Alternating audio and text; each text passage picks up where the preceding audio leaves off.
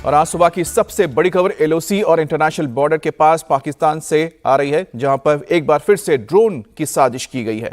Defence के सूत्रों ने बताया है कि पाकिस्तानी ड्रोन इंटरनेशनल बॉर्डर और एलओसी के ऊपर बहुत ही कम ऊंचाई पर उड़ान भरते हुए देखे गए हैं।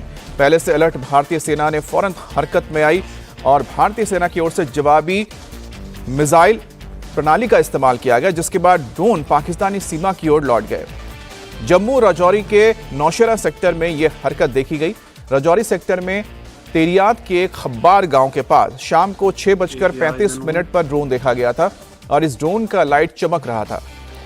यह बेहद ही कम ऊंचाई पर उड़ान भरता हुआ देखा गया था ड्रोन। यह ड्रोन दक्षिण पश्चिम में कालाकोट तहसील के धर्मसाल गांव की तरफ से आया और उसके बाद उत्तर पूर्व में रियासी के भराक की तरफ चला गया। इसी तरह नौशेरा सेक्टर में भी गनिया कलसिया गांव के इलाके में भी ठीक शाम के 6:35 पर ड्रोन देखे जाने के बाद सेना के जवानों ने मीडियम और लाइट मशीन गन के जरिए फायरिंग की। सांबा जिले के रामगढ़ सेक्टर के चक बबराल गांव में भी शाम 7:15 पर एक ड्रोन कुछ मिनट तक मंडराता देखा गया। पुंछ जिले के मनकोट सेक्टर में एलओसी के साथ लगे तैन गांव से टोपा गांव की तरफ बढ़ता हुआ ड्रोन भी देखा गया था। ड्रोन देखे जाने के बाद भारतीय सेना और बीएसएफ हरकत में आ गई। आशंका जताई जा रही है कि ये ड्रोन कहीं हथियार गिराने के मकसद से भी आ सकते हैं, इसलिए चप्पे चप्पे पर सर्च ऑपरेशन चलाया जा रहा है।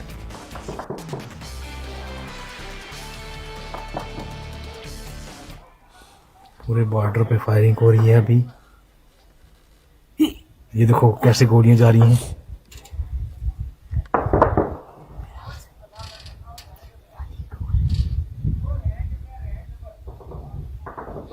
पूरा बॉर्डर जो है नौशेरा सेक्टर लंगर गांव के सीधे सामने ऊपर से गोली जा रही हैं। लंगर से देख के जंगड़ तक सारा बॉर्डर जो है गोलियां चल रही हैं। अभी छोटा फायर हो रहा है। ये देखो गोलियां कैसी जा रही हैं, ये देखिए।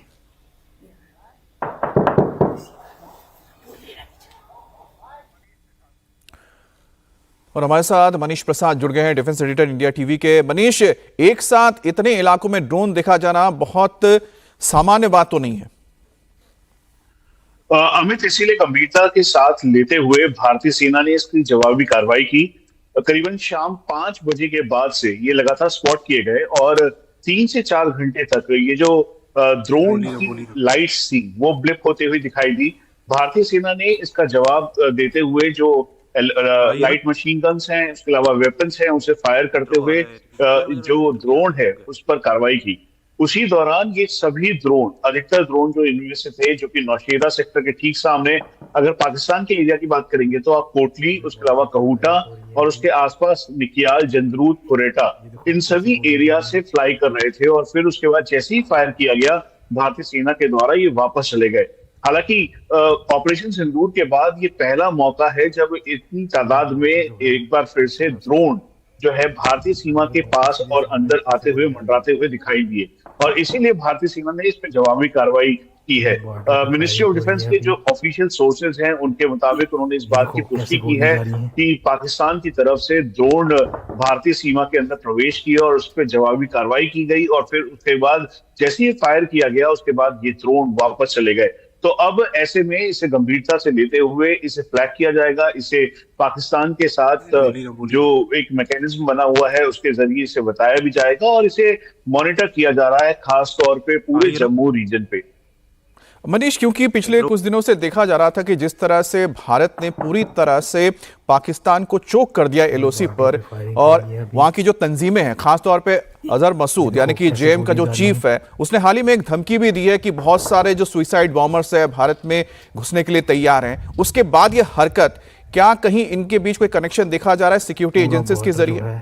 नौशेरा सेक्टर देखिए, जो एनालिसिस है उसके मुताबिक मौलाना मसूद अजहर का जब ये वीडियो आया था, उसके अलावा वो बार बार अपनी जो भारत को डराने की कोशिश कर रहा था, दरअसल उसके जरिए बहुत ही क्लियर था कि जो सिक्योरिटी एजेंसीज हैं, इंटेलिजेंस एजेंसीज हैं, वो इस बात को मॉनिटर कर रही थी और बहुत ही गंभीरता के साथ एक एक शब्द को लिया गया है। वहीं दूसरी तरफ जो टॉप सोर्सेज हैं वो इस बात को भी कह रहे हैं कि पाकिस्तान के जो फॉरवर्ड जो टेरर लॉन्च पैड्स और कैंप्स हैं, वहां पर इस समय पाकिस्तानी जैश मोहम्मद हो, लश्कर तोयबा, ये सभी आतंकी तंजीमें जो हैं, ये आतंकी संगठन, ये अपने आतंकियों को घुसपैठ की फिराक में कई जगहों पर terror camps and launch pads पे रखा है। और यही वजह है कि ये अनुमान लगाया जा रहा है कि हो सकता है कि पाकिस्तान की तरफ से ये एक रेकी करने की कोशिश हो, रेकी करने के साथ साथ वो पूरे एरिया को टो ले रहे हो। हम आपको ये बता दें कि पहले भी घुसपैठ की कोशिश की गई थी, जिसको पूरी तरह से भारतीय सेना ने विफल किया, और बॉर्डर पे ही चाहे सुंदरबनी का एरिया हो, नौशेरा का एरिया हो, यानी आप पाकिस्तान की तरफ से आप देखेंगे तो निकियाल, जंदरूत और कुरेटा, कोटली और बट्टल, ये वो इलाके हैं जहां से पाकिस्तान ने अपने डिफेंसेस को मजबूत किए। उसके अलावा जो डिफेंसेस के साथ साथ जो वहां पर जो लोग हैं उनको ह्यूमन शील्ड के तौर पर इस्तेमाल करते हुए आतंकियों को उनके बीच रखा, ताकि समय रहते हुए वो कभी भी घुसपैठ कर सकें। तो ये अभी की बड़ी खबर है, और इसी के आधार पर इस समय कार्रवाई भारतीय सेना के द्वारा की गई है। अच्छा मनीष, एक बात बताइए कि भारतीय सेना की ओर से किस तरह की तैयारियां हैं बॉर्डर पर इस तरह के हालात से निपटने के लिए?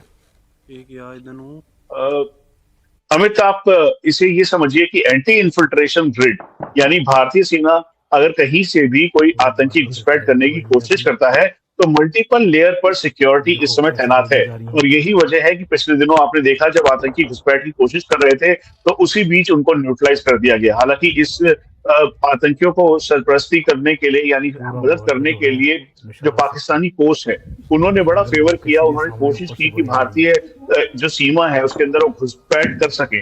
लेकिन भारतीय सेना का एंटी इन्फिल्ट्रेशन ग्रिड में मल्टीपल लेयर सिक्योरिटी सिस्टम और एनालिसिस किया गया, उसके अलावा उनपे बहुत सारी लेयर्स लगाई गई हैं ताकि अगर कहीं से भी कोई घुसपैठिया अंदर घुसने की कोशिश करता है तो उसे न्यूट्रलाइज किया जा सके। और इसके साथ साथ खासतौर पे जब ये अगर वो घुसपैठ करने में कोई कामयाब भी हो जाए तो उसे फर्स्ट लाइन ऑफ डिफेंस के तौर पर जो भारतीय सेना की फॉरवर्ड लोकेशंस हैं या फिर फॉरवर्ड पोस्ट हैं उन सब के द्वारा उसको पूरी तरह से ध्वस्त किया जा सके। और यही वजह है कि खासतौर पर नौशेरा, सुंदरबनी, उसके अलावा रजौरी, मनकोट सेक्टर, उसके साथ साथ कृष्णा घाटी, उसके आसपास के सभी एरियाज पे अलर्टनेस बढ़ती जा रही है ताकि कहीं से भी पाकिस्तान की ड्रोन वाली साजिश या फिर घुसपैठ की साजिश कामयाब ना हो सके।